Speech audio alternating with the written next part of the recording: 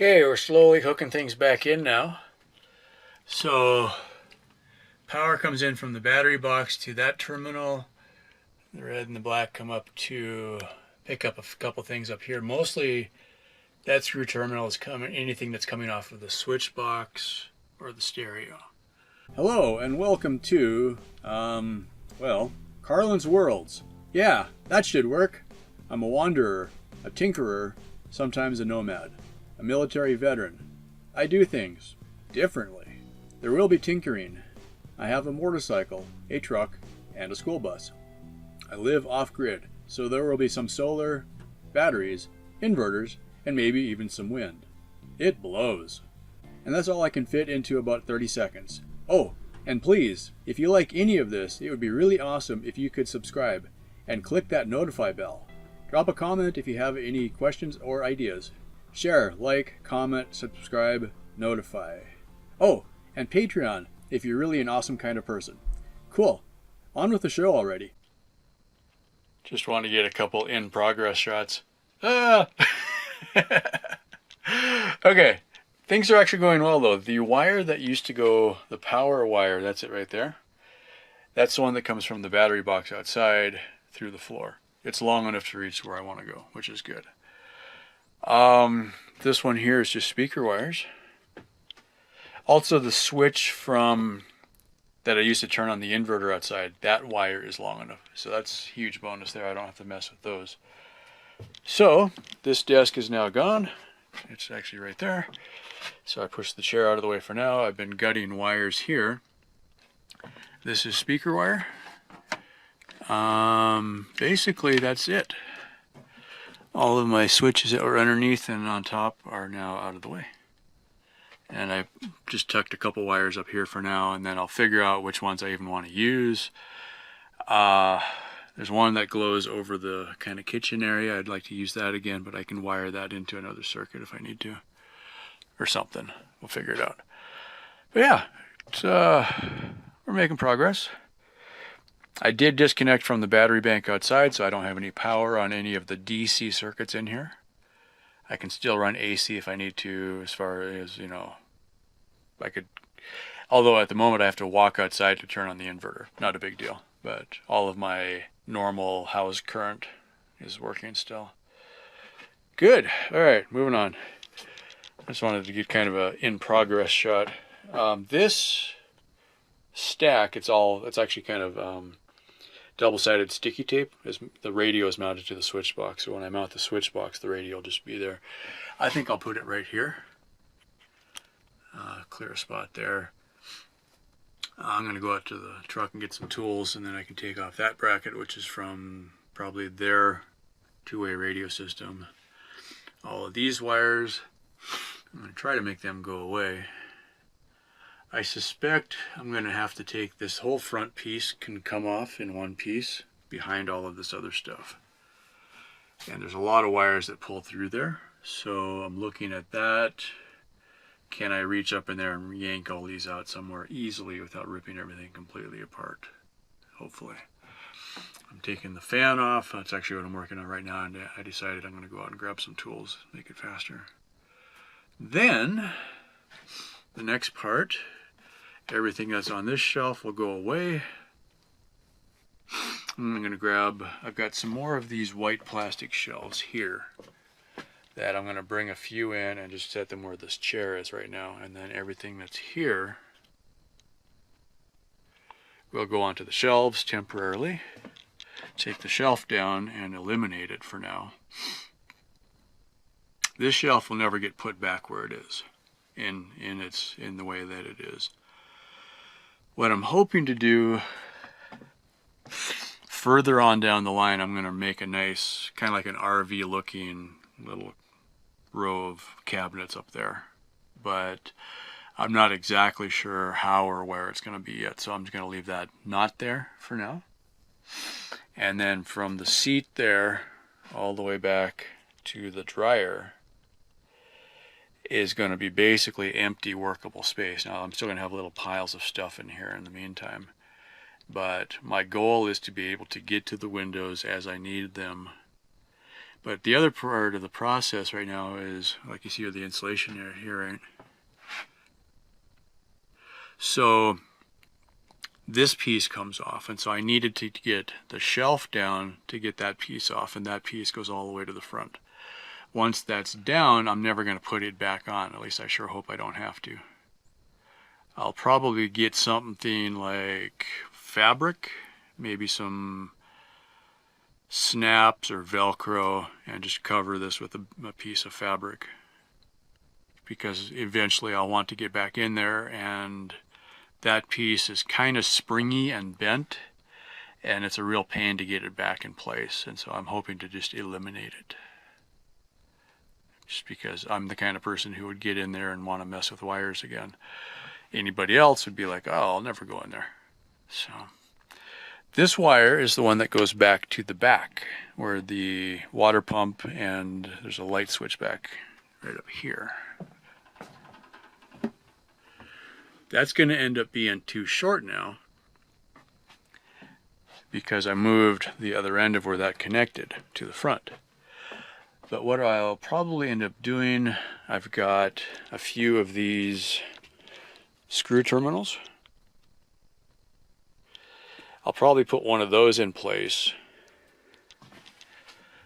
and then run a short feed from there to here, and then I'll have access to power again, and I can put another light switch here if I wanted to, or something. That part of the design is kind of flexible right now, and that's kind of the thing. I guess that's one of the things I wanted to mention when I'm wiring this. I purposely left, for instance, this red and black set here. When I pulled it from the battery box to there, I left about 6 feet of slack in it, knowing that wasn't permanent and not knowing where it was going to end up. That gives me enough that I can reach up to here now, so that's good, right? Another possibility, I mentioned the screw terminals here. There we go. Now you can see what it is. I've also got trailer junction boxes, if you've ever seen those. Those are nice because it's got screw terminals inside and a cover that protects it. I might put a few of those in here, just that it gives me a spot that I can open up a panel, and I got access to power feeds that I can then tap into to wire a new circuit pretty easily. So anyway, moving on. I'm taking down this fan. I like the fan. They got monster motors on them, but they pull way too many amps for right now. I might later on dig them out again. I have taken the other one down already. If you got the vehicle running, they're fine. If you let this thing run with the key off, or the engine not running, they pull a lot of power, and they'll pull your battery down pretty quickly.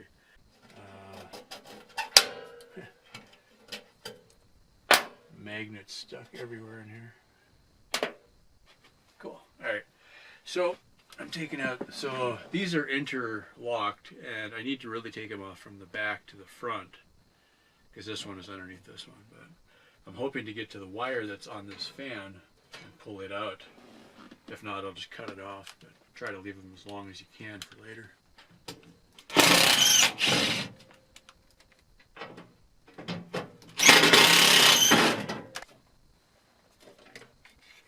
This whole gaggle of wires up here is kind of in the way also, so I'm looking at that. How much of that can I get out of here?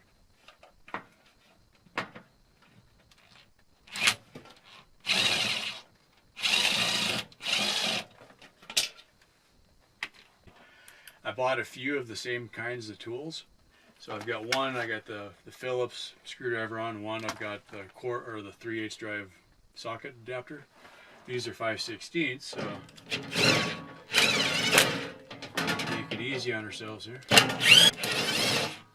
All right, we're free. Now,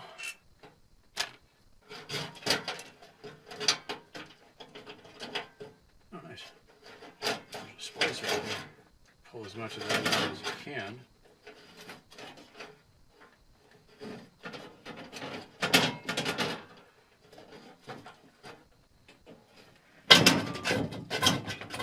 Might get lucky here. Since sometimes there's sharp edges, put my gloves on.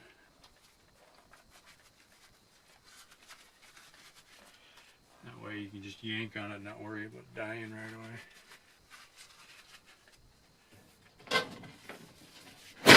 There we go.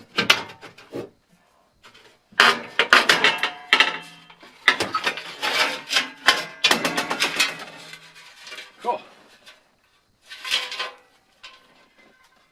Oh yeah, the one thing I didn't grab was my wire cutters probably. Oh good, now I got access to some of the extra wires here too. There's wires for cameras and stuff like that. So I'm going to take care of some of those while I'm here. So now I need the cutters to get the zip ties, and I'm going to cut some wires. I may find a use for this wire later, so I'm hoping not to just chop the ends off it. This is for the camera feeds, I think. So this one goes through the hole in the ceiling up here. I might buy some fishing tape is what it's called. Since you already have a hole in the ceiling, I might be able to use that for something later. You know, if I had the cameras, I would probably use them. Kind of cool for B-roll or something like that. Okay, this one goes down. I'm going to get rid of as much of this as I can, since I'm here already. This screw is the front edge of the window, so I'll put that back in.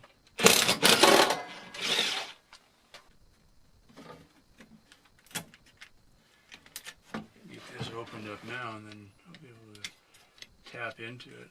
Like for instance, this wire is my outside marker light. I've been talking about that for a while now. A future project, since the wires and the lights are already there, I'd love to be able to take them apart, make camp lights, and I'd have, you know, turn on the switch labeled marker light, and all your little lights on the outside would come on. You have a nice, you know, glow around the bus. Helps attract the bugs, I guess, if nothing else. I'm hoping that wire for the switch just goes right down. Looks like it does. For the fan. So that's one I can get rid of.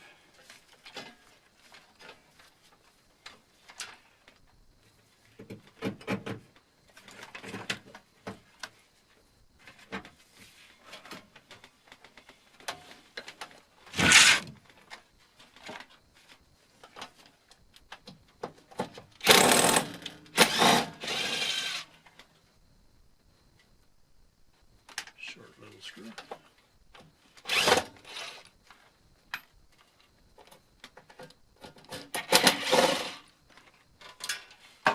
Now, yes, that's what I was hoping. So now we got, I think that shows up still. Kind of see it, there's right here, a bunch of wires that go down, which then become part of that other gaggle we got down there. That piece may or may not go back on later. We'll see.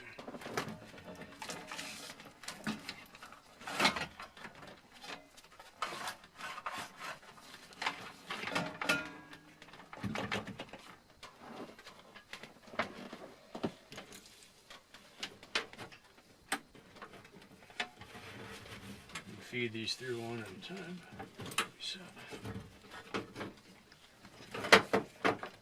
One. Even if I push it out of the way and finish it later, that's fine.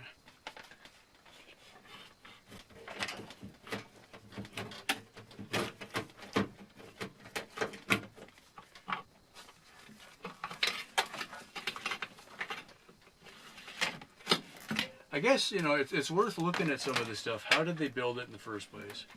How did the bus garage guys deal with some of this stuff? You know, because there's...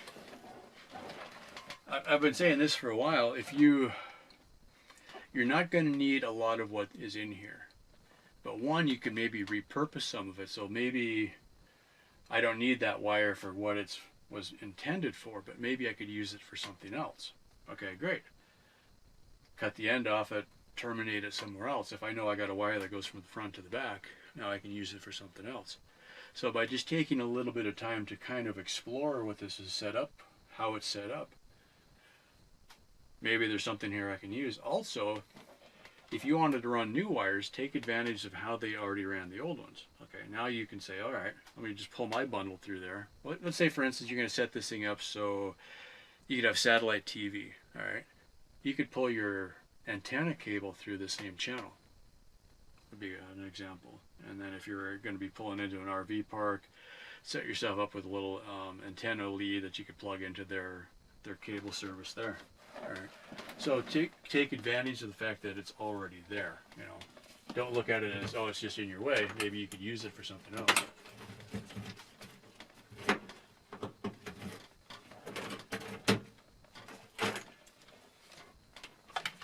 I know most of what I'm doing isn't what somebody else is going to do, but hopefully this isn't a complete waste of your time and you come out of it with a couple ideas. Otherwise, you won't be happy watchers and you'll quit watching.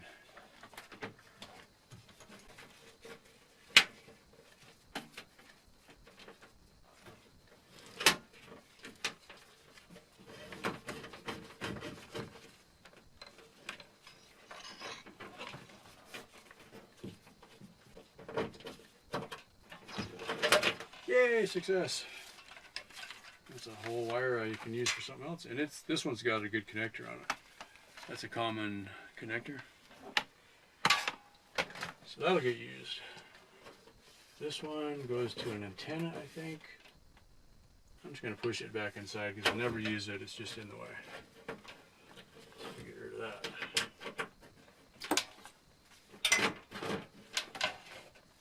We're taking off a pink and an orange.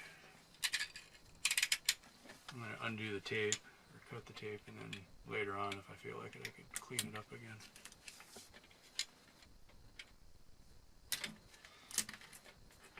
Also, one of these wires is for my dome lights, so I'm going to be looking for that.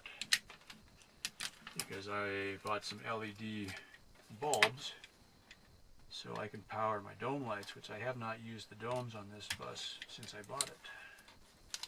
I don't know if any of them even worked.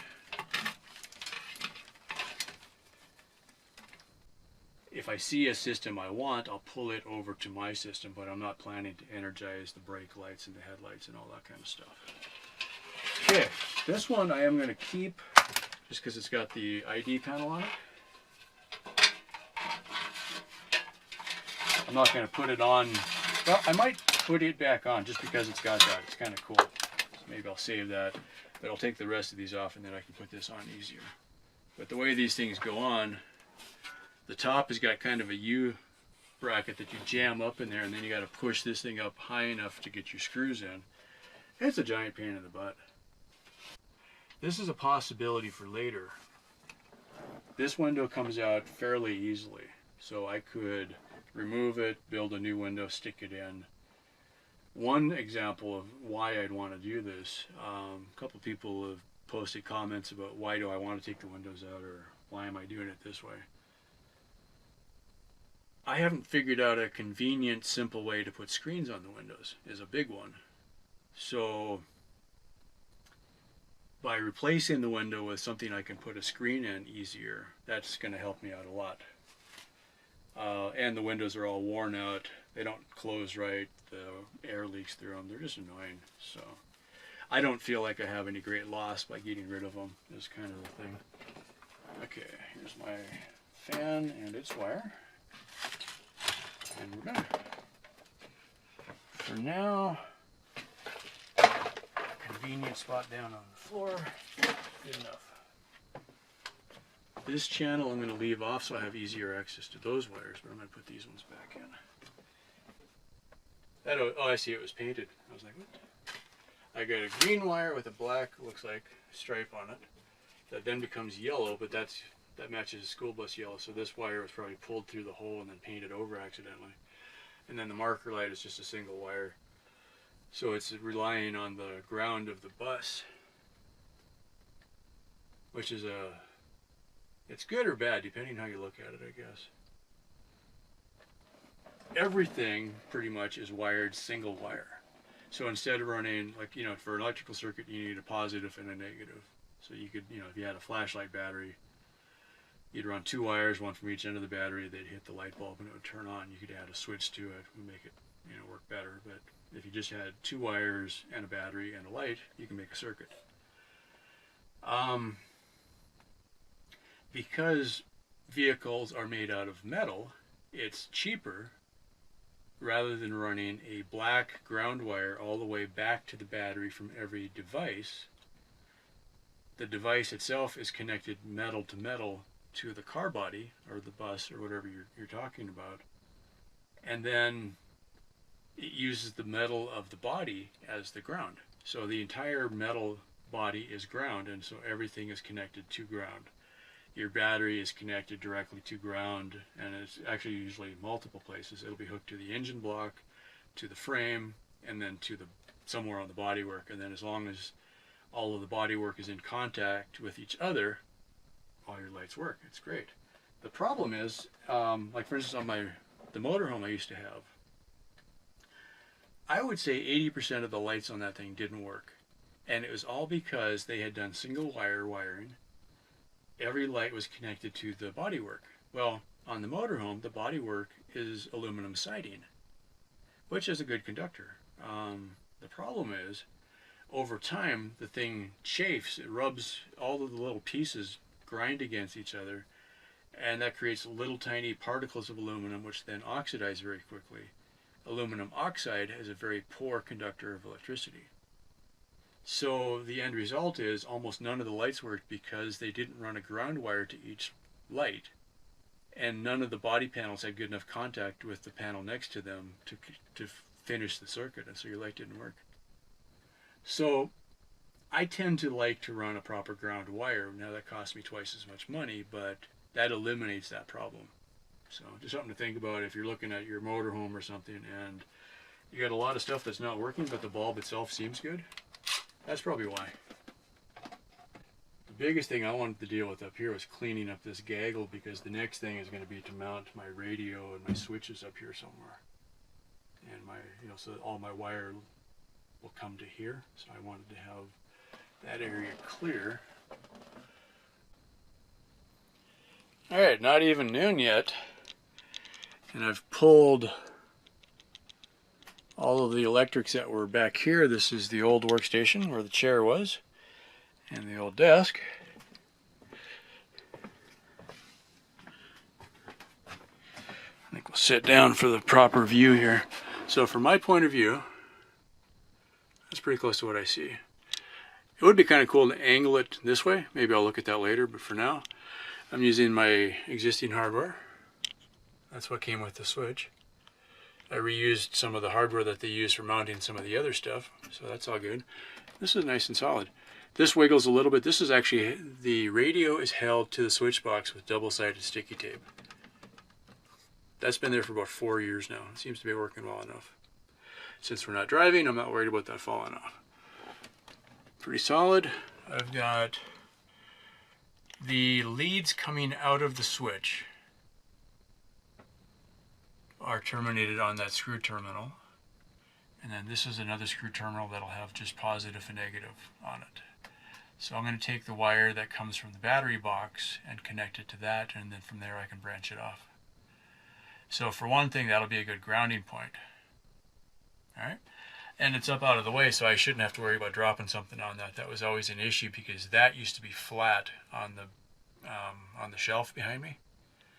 And I was always nervous that I was going to drop something onto that. So now that problem shouldn't be a problem anymore. And this is an LED voltmeter, so I can see how much power I got left in the battery bank. So for anybody who remembers Firefly, and if you ever saw the behind the scenes on the Blu-ray or the DVD, whatever the pilot's name was, I'm a fan, but I don't memorize everybody's name, kind of thing. Anyway, whenever they'd get ready to start up, he'd always reach up and hit 3 switches. So these are going to be my Firefly switches, is what I'll call it, because every time you hit it, they make the nice switch sound. I don't think he ever showed the switches above his head, which is funny now that I think about that. Because he'd always reach up and he'd hit like 3 switches, and that was supposed to be okay, we're starting up kind of thing. And then he'd go through the normal startup. But the first thing when somebody said, okay, let's go, he'd reach up and hit 3 switches, and he always did that. I don't think they ever showed the switches that he reached up and hit. You know, whatever, right? So I'm going to say I'm turning on the compressor and the strobes and the marker lights. Now you know. Okay, we're slowly hooking things back in now. So power comes in from the battery box to that terminal. The red and the black come up to pick up a couple things up here. Mostly that screw terminal is coming, anything that's coming off of the switch box or the stereo. Wires run into this speaker, and then this gaggle here is going back to the rear speakers. Deal with that later, but they do work right now. So, now is probably when I could make some changes, but for now, compressor turns on the stereo, and that's just right over my head. That's kind of nice. So, look out the windshield. You got your computers. Pan up. Boom. There you go. I had work lights and marker lights, and backup was my three main light switches. Strobe should be the battery voltage. Yep, 12.5.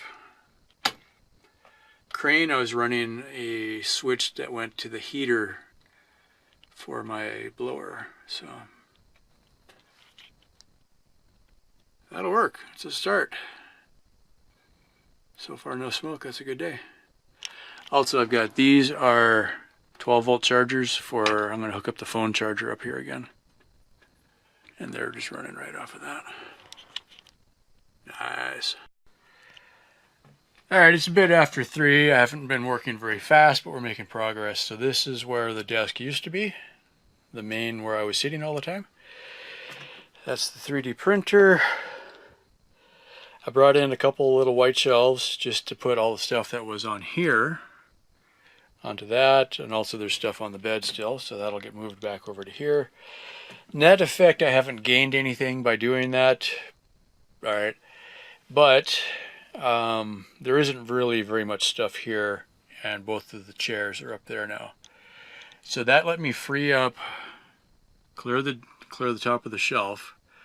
Next, I'm going to take the shelf off, take the brackets off, which that brown angled piece, that's part of a bus seat frame. And that's how I set all those up. This is a 16-inch by 8-foot shelf, 1/3 of a sheet of OSB. One of the few things that got painted, actually. At some point, I'm like, yeah, paint's a waste of time, so I quit doing it. Paint is a good idea. I should do more painting. Okay, so next I'm going to take this off. The way I did this was super ghetto, but I ran the screws from the bottom into the wood, go all the way through the wood, and then since the screws were too long, I came in with my grinder and just buzzed all the tips of the screws off. Stuff you wouldn't get away with if you were married, right? Because then for the next 2 days it smelled like burning wood and grinding metal in here, but I like that kind of a smell, so it wasn't a big deal. How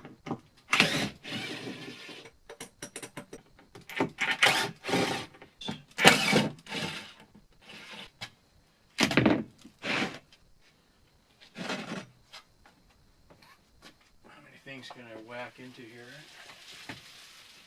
Not too bad.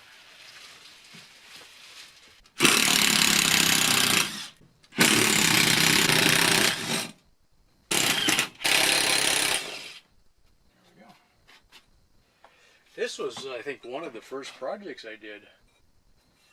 I think it was before I made the bed even. I don't remember.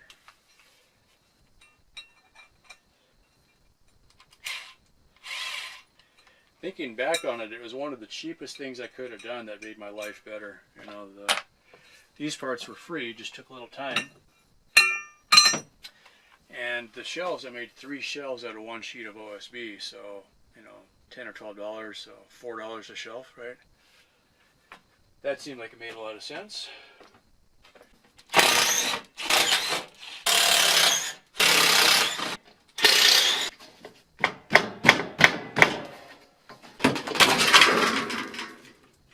No, don't knock it over. That was close.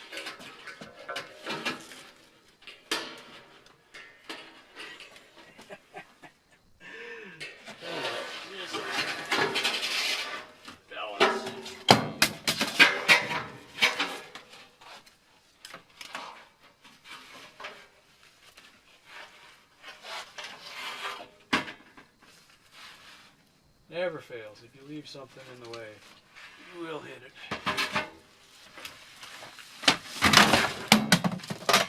Oh no, not too bad. This one's the easy one. Just like that. See some more wires I can get out of the way now.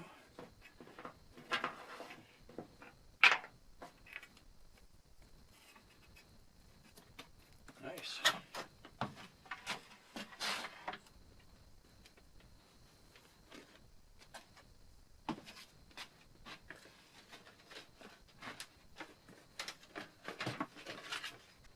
This was a project, really, it only took a couple hours, but I mean, it was like, okay.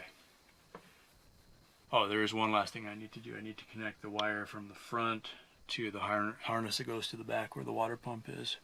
That'll be an easy thing to finish. But I put this off for, well, this part for a couple of weeks, it felt like, but I wanted to do this quite a while ago, and I just like, you know, undo all the wires, move everything, reconnect everything, you know. Times where I got all excited about moving something, and then what happens is you think you did a good thing by moving stuff, and then you realize that you've got a whole nother pile of stuff that came out that you don't have anywhere to put it then. So I've been kind of reluctant to do that again.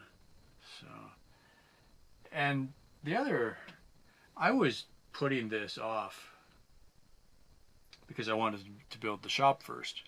And then I could just take everything and put it in the shop and then empty the bus and then do it that way. And I finally realized that that was never going to happen, at least not likely. So now I've got it. I can do one section at a time. You know, if I do the first 4 windows, that area, because now I can, you know, I'll move a couple chairs and I can do 2, you know, say 4 feet. And then put them back and move something else and do another 4 feet. Replacing windows, insulating the wall, redoing some of the wiring, and then close it up and move to the next section. So that's kind of the plan. Bus windows get broken a lot. That's just part of having a school bus. If you're, you know, nobody likes school buses, so they throw rocks at the windows, I guess. But to replace them, you've got, okay, there's one I took out. See the ring where they got these kind of spacers that cover both sides. So you take out that little triangle there, this one, and then same on the next one. And then this window literally just comes right out. They might have some sealant in there, but I don't think they do. I think they just tighten them down. Maybe there's a little gasket or something there. But that's about all there is to it. I haven't taken any out yet, so there may be one last surprise that I haven't seen yet. But I don't think so. And that's it. So, you know, you get a broken window, they have spares, they just come out, pop one out, pop the next one in, boom, and you're done. Now, I don't know if they would take the time to get the glass replaced in these, because I suspect you could. Maybe somebody's taken the time to rebuild them, or they just replace them and move on. All right. So where I'm going, I'm going to take the windows out, make myself some wood frames that are the same dimensions. That's the thing that I held up on there, was until I could get the table saw, because then I can rip lumber down to the right thickness. So on some of these, I'm just going to take out the whole window frame and cut a piece of OSB, stick it in there, and that'll be it. Just wood, nothing, you know, no window. Because if you look back, there's a lot of this that's got stuff in front of the window, so you can't see anything anyway. All right. So what's the point of this, right? Wintertime, the wind just blows through here. And a lot of it is because these windows don't close as good as they used to, and they're loose. So, and they're also very thin glass. They're safety glass, but they're pretty thin. So they don't insulate very well. Like at all, really. So by reducing how many windows I have, I'm going to make it incrementally warmer every time I take one window out and put something else in. Also, from what I was able to find on the internet, probably, I'm not 100% on this, but probably plexiglass is slightly warmer than the glass that's in here. So if I combine the metal frames and the plexiglass, so take out the glass in the metal frame, put in wood and plexiglass, I think that'll make it slightly warmer and probably more airtight, assuming I do a good job. So if I can get that,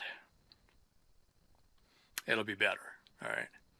Also, most of the windows I don't open because they're hard to open and hard to close again. It's just a pain in the butt. So if I replace it with a window that doesn't open anyway, that doesn't really hurt me too much. But by copying the design of what's there and making something that fits in the same hole, I haven't modified the bus. Now, I doubt I'll ever put the windows back in and put the bus back together. It doesn't sound like something I'll do, but it's nice to leave that option open. What I like, though, is if I take that window out and put something else that fits in its place, later on, if I come up with a better idea, I can take out what I put in and put a better version in, and I've improved myself again. So I'm keeping that option open. Now, a project that a lot of people are doing, and I'm not going to say anything against it, I think it's a pretty cool idea. What they're doing is they're going along, taking out all the windows, and then taking a grinder and cutting off the posts all the way down. And then you lift up the whole roof, and you weld in a section. Now you got a raised roof. Very cool project. Not something I'm probably going to do because I'm 5'11". This roof in here is 6'2". I've got enough room. I don't really need it, but it was something I was at least aware of. It could be done. I'm not going to do it. So anyway, that's how they do it, though, is they take out the window and they go right through here and just cut it right off and then weld in a section. Raise the roof by a foot, put in a foot-long section. Boom, and you're done. Pretty straightforward.